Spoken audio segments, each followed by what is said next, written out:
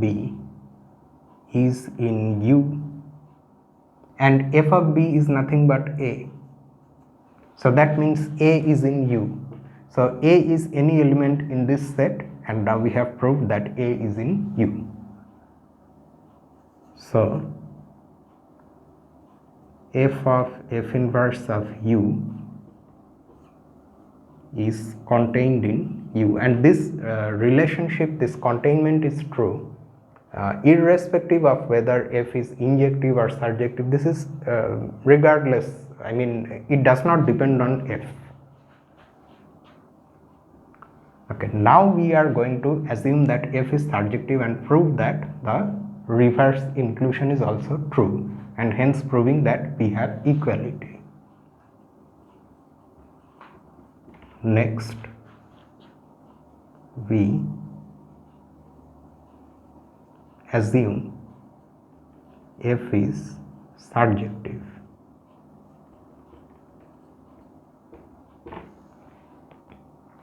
Okay. Now we have to prove that any element in U is also in this set. So let U be an element in U. Have we already considered? No, we haven't taken U. So let U be an element in U.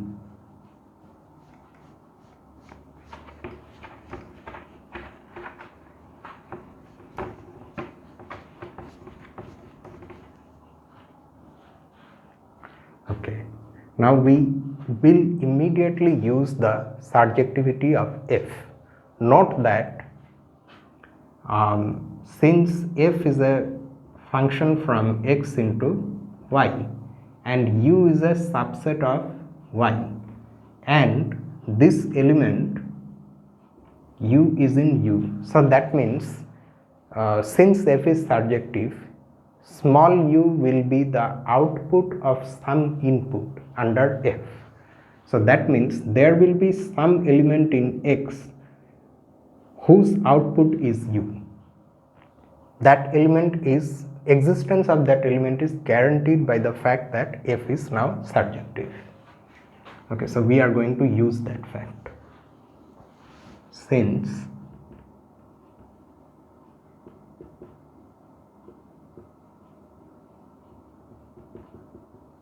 f is surjective, we have u is equal to f of, what can I take? Say, let us take t. F of t for some t belonging to x, the domain of the function. Okay. What is my aim? My aim is to prove that this small u is in this set. Okay. Then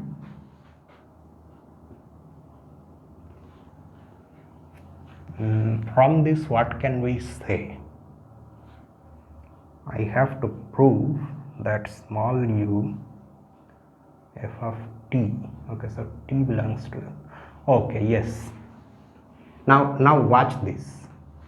Then f of t is equal to, I mean I can write it in the other order, I mean switching the order also I can write this equation.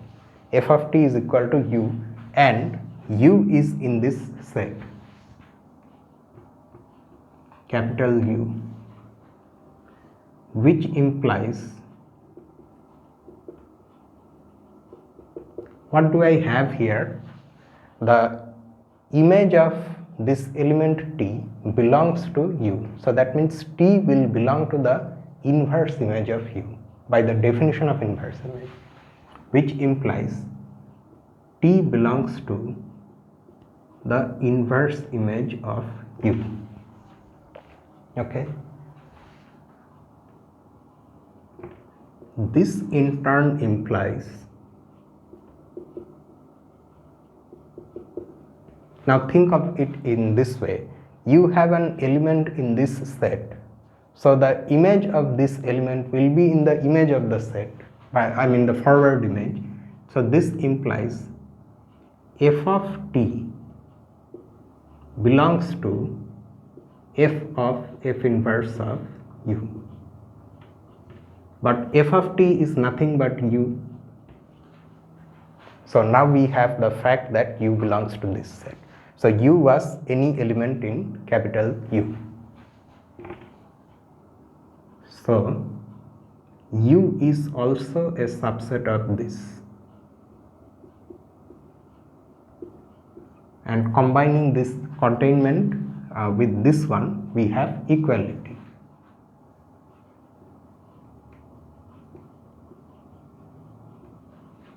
And we have f of f inverse of u is equal to u. So this also proves our second claim in its entirety, right?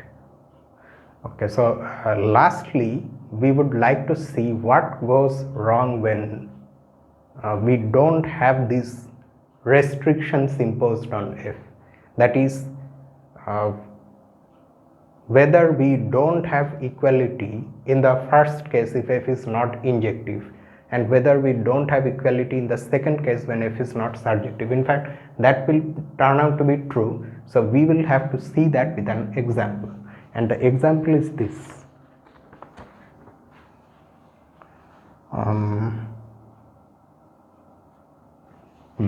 But before that, let us remark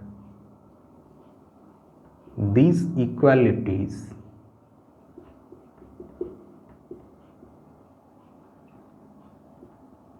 may fail if we do not impose the above restrictions on f, that is the requirement that f has to be surjective injective in the respective cases. So to see that, let X be this set. I think I need ink.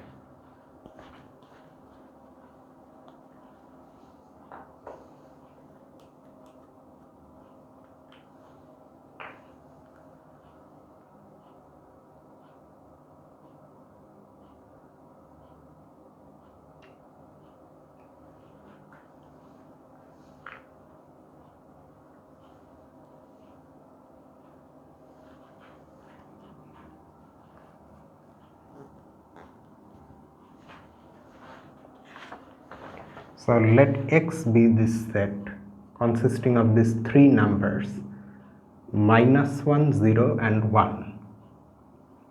Let Y be this set 0, 1 and 2. And the function is defined to be like this square function. But keep in mind that we are writing, we are just simply writing a formula for f. If we write anything like this without saying the domain and range of f, then f is not a well-defined function. It's because we are working in the context of this problem, we know that x and y are the domain and range of f respectively. So that's why we can write like this. Otherwise, we have to write that f maps x into y. This much information is all by itself, it's not enough to say that f is a function. But in the context of this problem, it's okay. What else? We need the sets S and U. So S is the set consisting of -1 and 0, and U is the, this is the problem. Once I refill it, it is too much, and other times it's too less.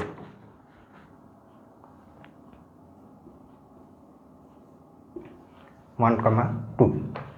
Okay, so with these values of x, y, f, s and u, let us see what happens to these equalities, this one and this one. note that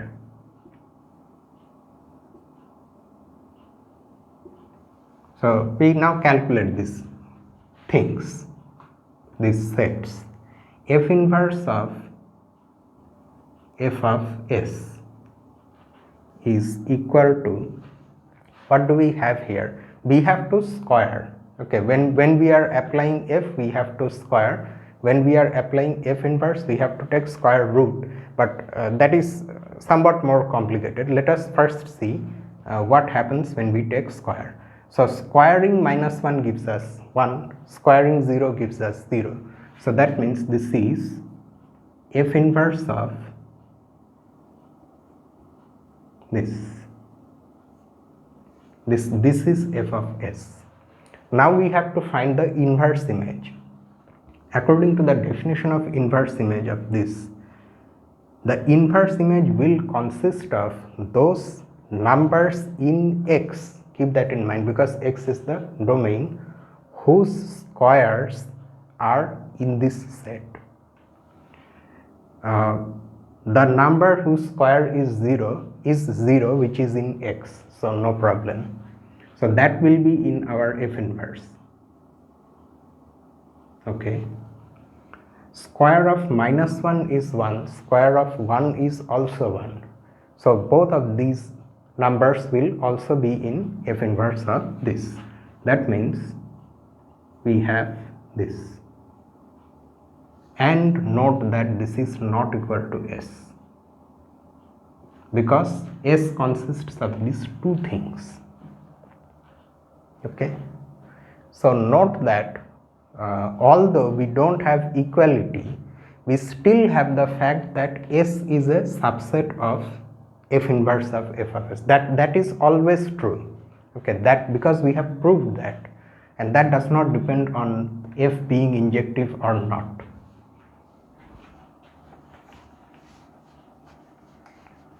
So in this case, the first equality fails. Now we look at the second equality in this same thing, for this same example. Also, f of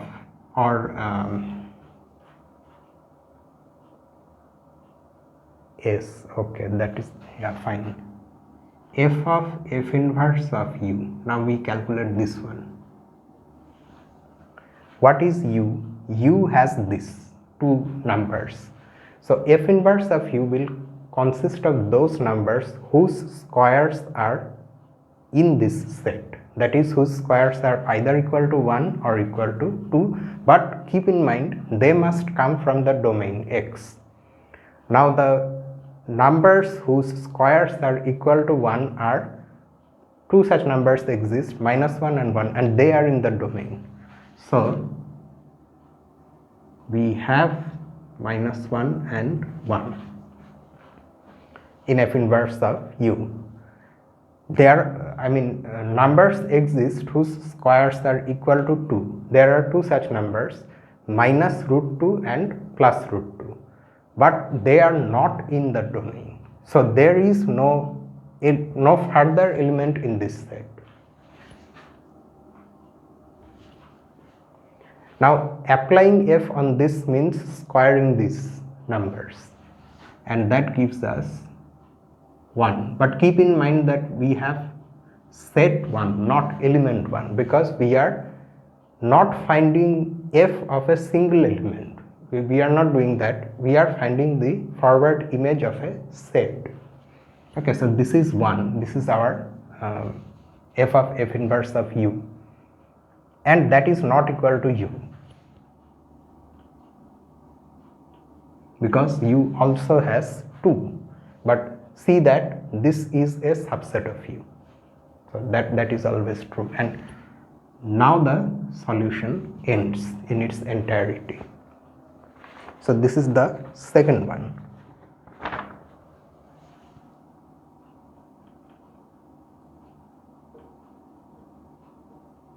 Then the third one. These solutions seem long, they are somewhat long, but these are things that you have to do only once. once you have proved these things, then that's it. You can then, whenever they arise somewhere, and I mean they will keep on arising everywhere, because wherever you go in mathematics you will always find functions.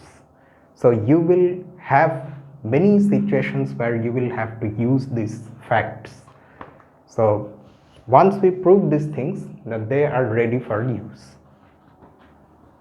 So next we see the third one.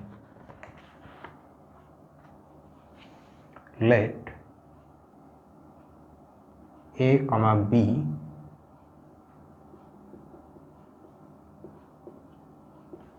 be two subsets of a set X, okay, and let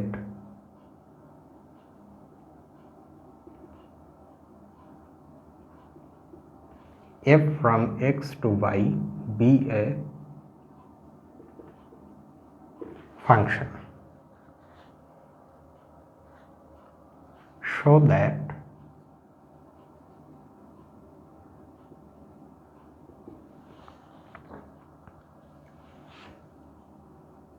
f of A intersection B is a subset of f of A intersection f of B, that f of A minus f of B is a subset of f of A minus B, and that f of A union B equals f of A union f of B.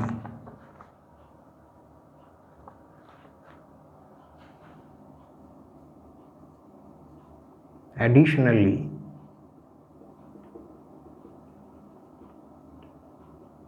for the first two statements, I mean we have to prove three things, right? We have to prove this one, we have to prove this one, and also this third one. So for the first two statements,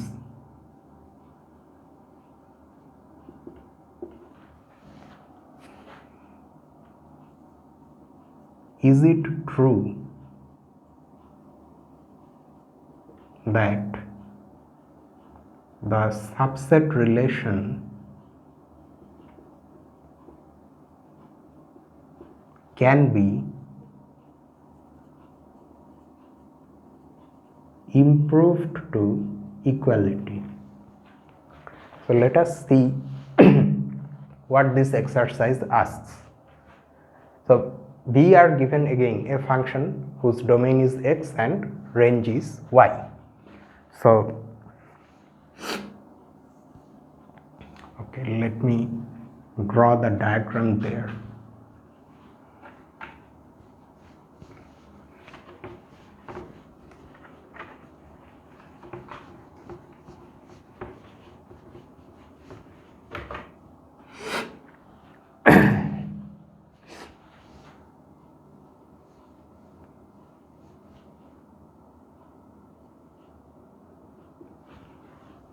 Now we are given two subsets of the domain, A and B, and for these subsets we have to prove these things.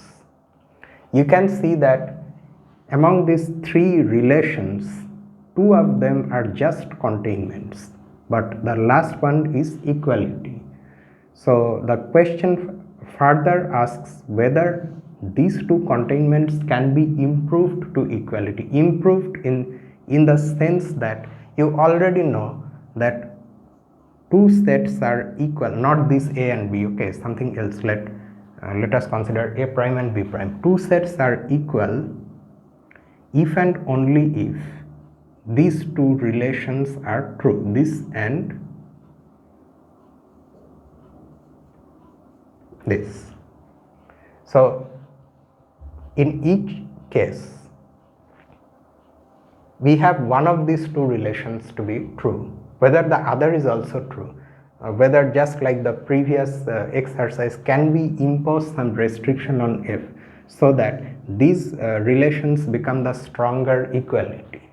So that also has been asked. So let us go through the solution. Note one more thing, that if you have been following the algebra videos that we have done so far, it is somewhat, if you look at this,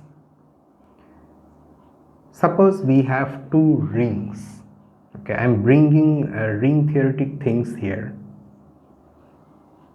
If we have two rings and there is a function from one ring into another, then this is said to be a homomorphism if for any two elements in the domain we have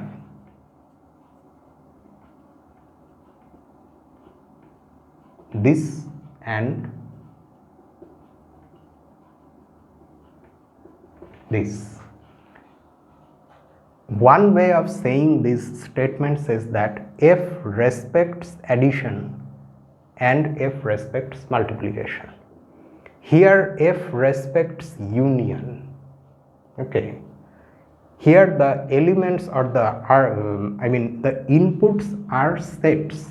You can think of it like that, although f is not a function where the inputs are sets, but you can think of this relationship in these terms. So f, although we won't say strictly that f respects union, but f behaves well with union in this sense. Here f does not behave that well with intersection, f does not behave that well with difference. And I think I mentioned about this sometime back in one of these videos, that direct images or forward images are less well behaved with respect to set theoretic operations than inverse images, which we will see in a coming exercise. If you replace A and B by subsets of Y, and if you take inverse images, all of them will be equality. So in that sense, inverse images behave surprisingly well with respect to set theoretic operations, but forward images don't behave that well. Okay, anyway, so moving on to the solution.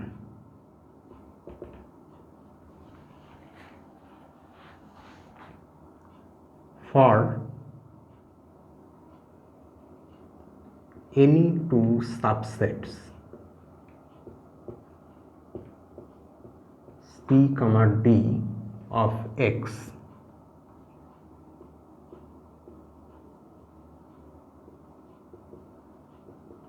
one can prove this. If C is a subset of D, then this implies f of C is also a subset of f of D. In other words, forward image behaves well with containment relation. Now this is very easy to prove, and we are writing this thing, although it seems like this has no relationship with these things. I mean, why are we writing this? It's because we are going to use this now in proving these things. Now I am not going to prove this because it's very easy. Okay, I leave it to you. Whenever I write one can prove or it can be easily seen, you should assume that you are supposed to do it for yourself. Okay. Now since A intersection B is a subset of A and A intersection B is also a subset of B. These things we have already seen when we discussed properties of union, intersection, those things. Okay. Now think of this in terms of this. So here I can take f on both sides. We have f of a intersection b, a subset of f of a, and like that f of a intersection b is a subset of f of b. That means we are using this, which imply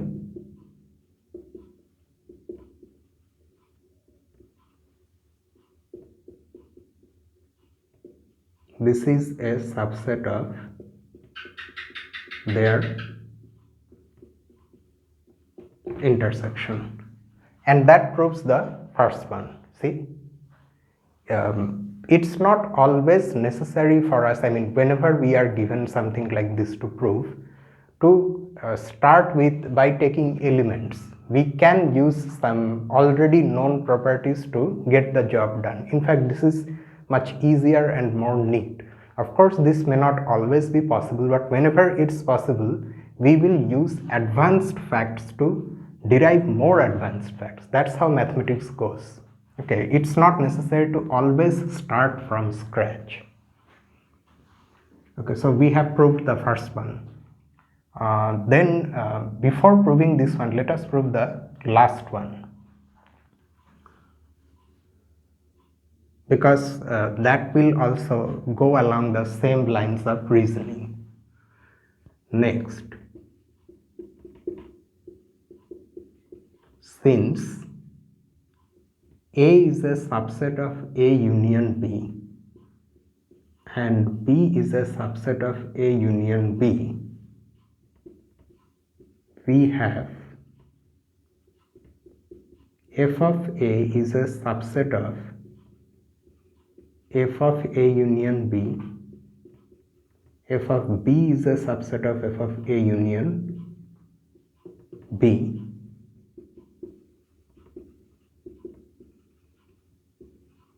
which imply f of A union f of B is a subset of f of A union B. So just like that one, here also similar arguments led us to this containment relation, but we can go only this far. After that, since we have to prove equality, we have to also prove that this is a subset of this, but for that we have to start by taking element. So there we go from scratch. Now let what shall we take? Let us take x, or let us take y. Let y be any element in f of A union B. Then, according to the definition of forward image, y is equal to f of x for some x belonging to A union B. Now x belongs to A union B if and only if x belongs to either A or B or both. So there are two cases, actually three cases, but we only have to consider two of them because one of them will be contained in the other two. If x belongs to A, then y is equal to f of x. This belongs to f of A. Naturally, this is one case. The other case is this. If x belongs to B, then y is equal to f of x belongs to f of B. Okay. So, in any case, we have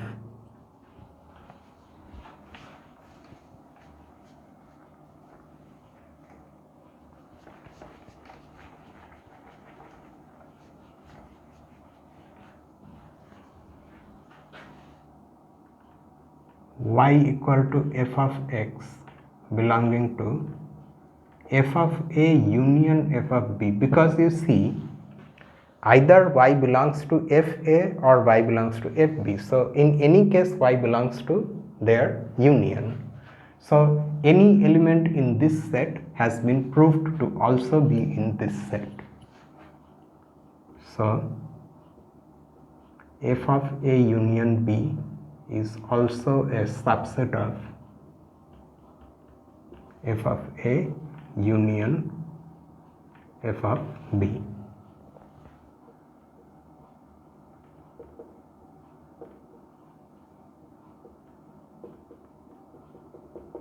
Combining this with f a union f b subset of f of a union b,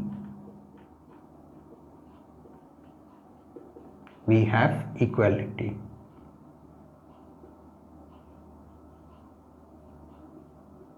Is equal to f a union f b. So we have proved the first one and the third one.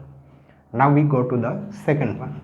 We could have proved the second one also, but we wanted to argue like this. Here these two are similar, that's why. Okay, next.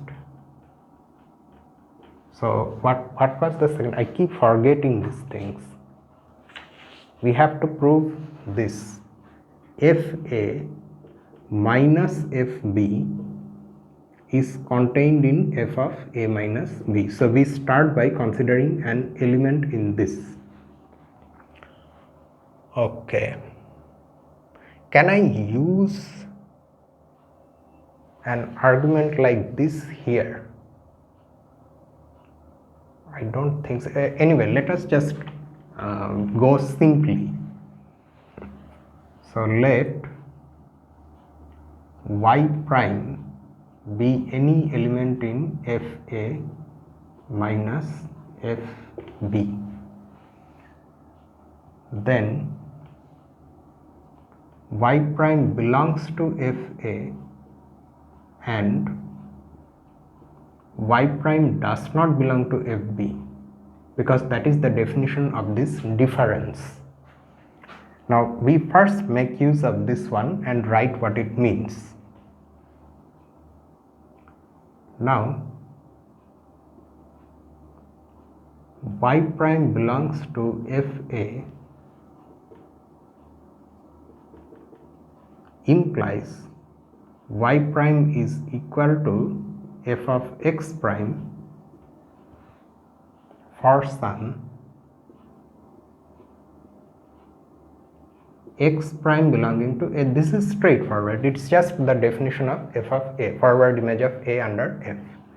But now watch this. Y prime at the same time cannot be in f of b. So if x prime belongs to b, then y prime is equal to fx prime will belong to f of b. That will contradict this. So that means x prime cannot belong to b.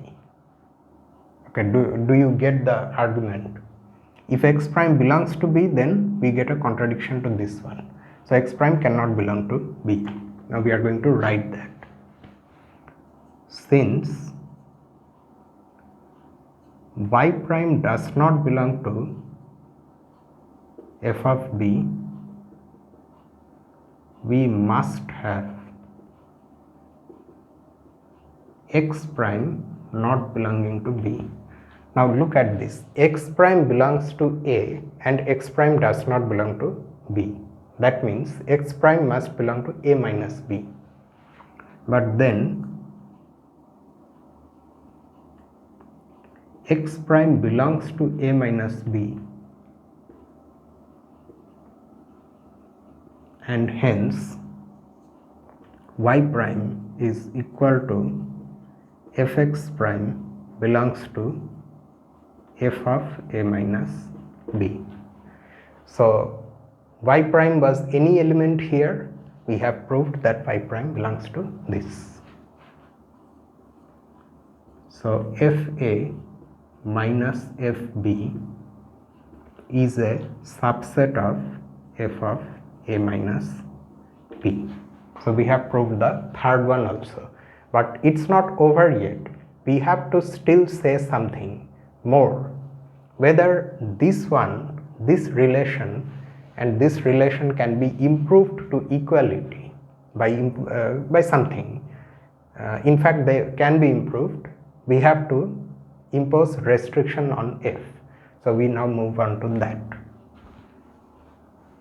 to the last part of the solution.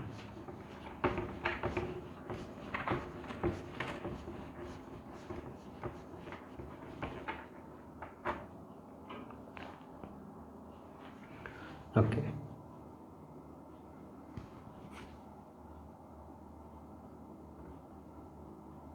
Next we claim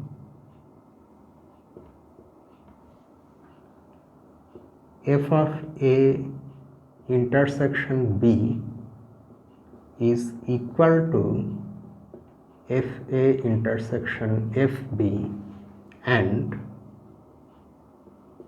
f of a minus b is equal to f a minus f b if f is injective. Here for both the equalities we need injectivity of f. So we assume that. Assume f is